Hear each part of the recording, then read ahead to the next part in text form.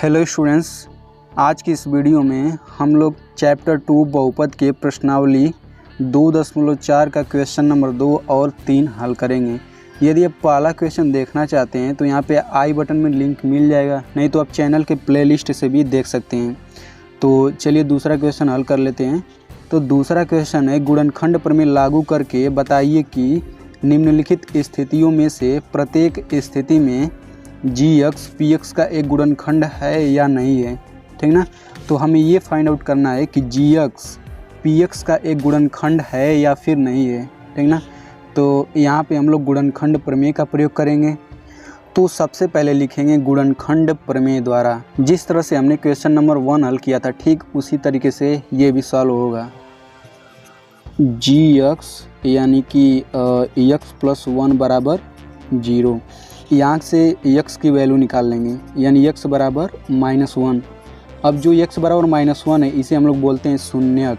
ठीक ना, तो इस शून्यक को हम लोग इस बहुपद में रखेंगे, यानी p-1 बराबर इस बहुपद में रखना है। यदि 0 आ जाता है तो हम लोग बोलेंगे कि x + 1 इस बहुपद का एक गुणनखंड है।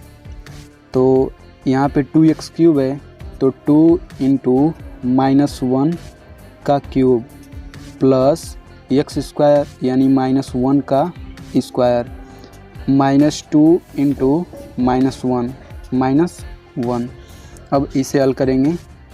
तो यहाँ पे देखिए, मैंने बताया था कि कोई भी ऋणात्मक संख्या होती है और उस पर विषम घात होता है तो वो ऋणात्मक ही आता है। तो यहाँ पे -1 है तो ये ऋणात्मक आ जाएगा, यानी कि -2।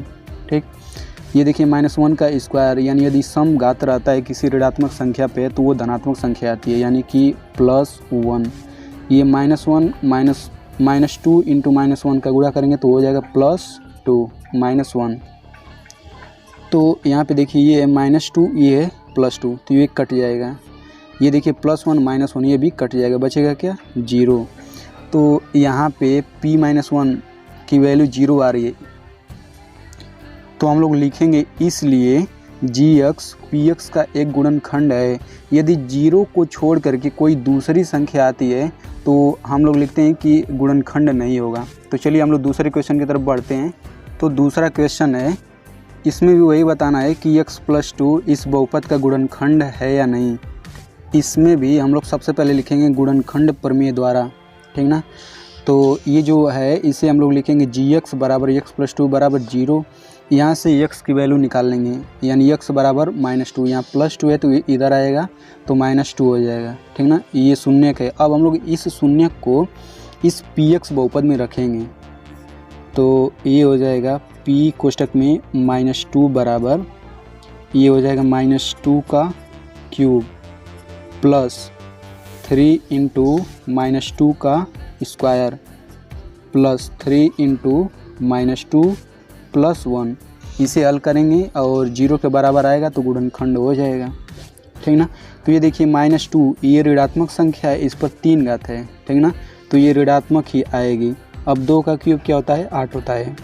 फिर देखिए ये हो गया प्लस 3 × -2 का स्क्वायर, ये धनात्मक आएगी, यानी 2 घात क्या होगा? 4 होगा। ठीक, ये देखिए +3 और -2 गुणा करेंगे तो -6। ठीक ना, ये हो गया +1। अब इसे हल करेंगे तो ये हो जाएगा -8 + 4 × 12 -6 + 1। अब ऋणात्मक वाली संख्या को जोड़ लेते हैं, तो ये देखिए -8 -6, तो ये हो जाएगा 8 × 6 = 14 -14। ठीक, अब ये हो गया 12 + 1 यानी कि +13। अब जब इसमें से घटाएंगे -14 में से 13, तो ये हो जाएगा -1। ठीक ना, और -1 0 के बराबर नहीं है, तो हम लोग लिखेंगे इसलिए gx px का गुणनखंड नहीं है। अब हम लोग बढ़ते हैं अगले क्वेश्चन की तरफ। तो तीसरे क्वेश्चन में भी बताना है कि x - 3 इस बहुपद का गुणनखंड है या नहीं। तो सबसे पहले हम लोग लिखेंगे गुणनखंड प्रमेय द्वारा gx = x - 3 = 0।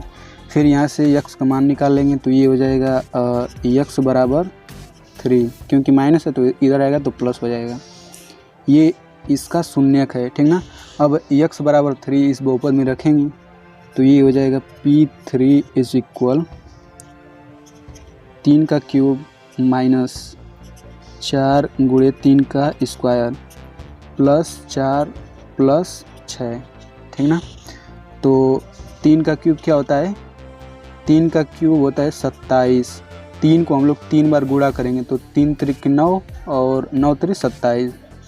ये हो जाएगा माइनस 4 गुणे 3 का स्क्वायर 9 प्लस 4 प्लस 6, ठीक ना।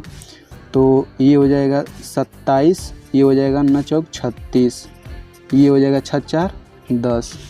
अब इसे हल कर लेते हैं।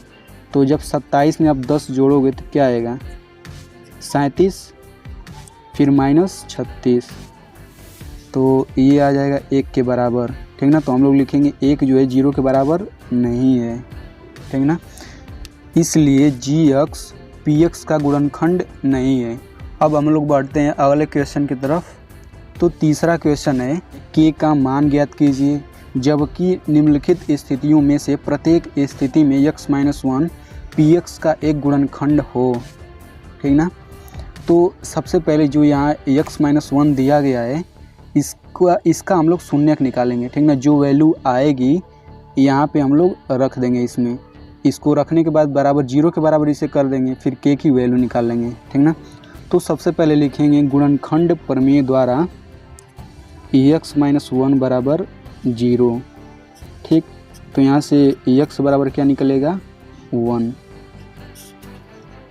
अब इस शून्यक को हम लोग इस बहुपद में रखेंगे तो ये हो जाएगा P1 इज इक्वल 1 का स्क्वायर प्लस 1 प्लस K, ठीक ना।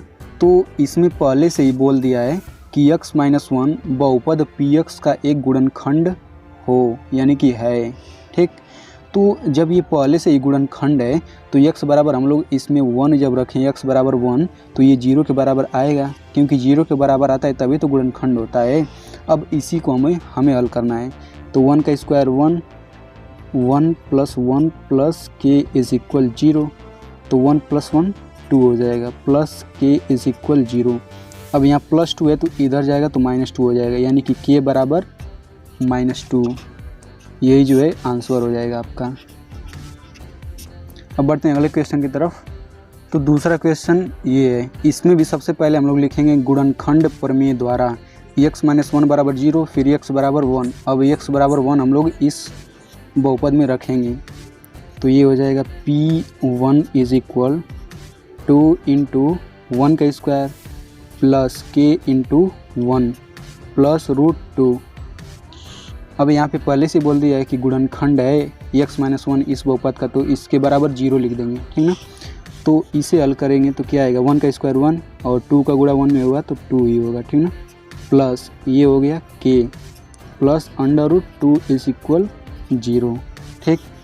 तो यहाँ से K इज इक्वल हो जाएगा 2 इधर जाएगा तो -2 हो जाएगा, ये √2 इधर आएगा तो ये भी -√2 हो जाएगा, ठीक ना। तो इसमें से हम लोग -1 कॉमन ले रहे हैं माइनस, तो K बराबर हो जाएगा -2 प्लस √2, ये इसका आंसर है।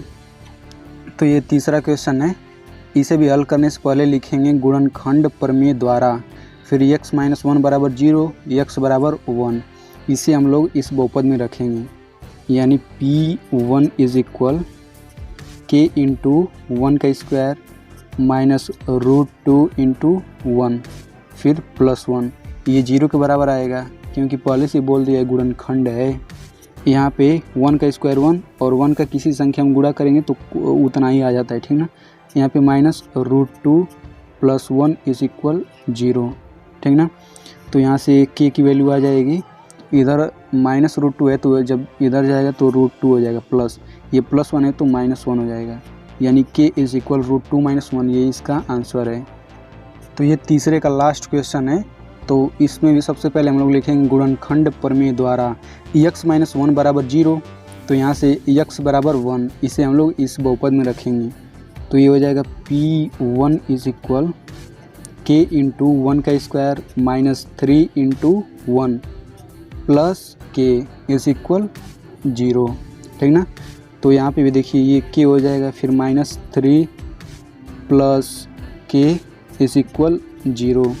तो यहाँ पे देखिए k ये कितना हो जाएगा 1k + 1k, ये हो जाएगा 2k, ठीक ना। ये -3 = 0, तो ये हो जाएगा 2k -3 है, तो इधर जब जाएगा तो +3 हो जाएगा। यहाँ पे गुणा है तो यानी k = 3/2, ये इधर गुणा है तो इधर आके भाग हो जाएगा, यानी k का मान 3/2 हो जाएगा। ये इसका आंसर है। तो आई होप आपको जो कुछ भी मैंने पढ़ाया वो समझ में आ गया होगा, लेकिन फिर भी यदि आपको कुछ इससे रिलेटेड डाउट है तो आप कमेंट में पूछ सकते हैं। मैं पूरी कोशिश करूँगा उसका जवाब देने की। और यदि आप प्रश्नावली 2.1, 2.2 और 2.3 का सलूशन देखना चाहते हैं तो आप चैनल के प्लेलिस्ट में देख सकते हैं। और हाँ, चैनल को ज़रूर सब्सक्राइब कीजिएगा। Thanks for watching.